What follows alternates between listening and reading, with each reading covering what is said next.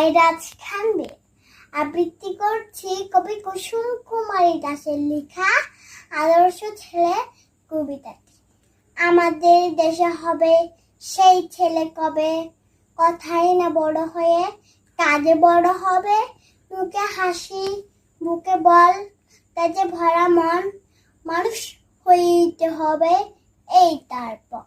বিপদ আসিলে কাছে হও আগুয়ান, নাই কি শরীরে তব রক্ত মাংস প্রাণ। হাত পা সবারই আছে, মিছে কেন ভয়, চাতানো রয়েছে যার সে কি পরে রয়। সে ছেলেকে চাই বলো কথায় কথায়, আসে যার চোখে জল মাথা ঘুরে যায়।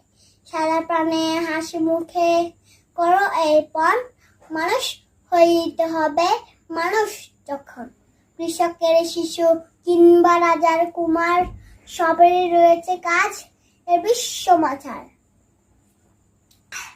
হাতে প্রাণে খাট সবে শক্তি করো দান, তোমরা মানুষ হলে দেশের কুল। ধন্যবাদ।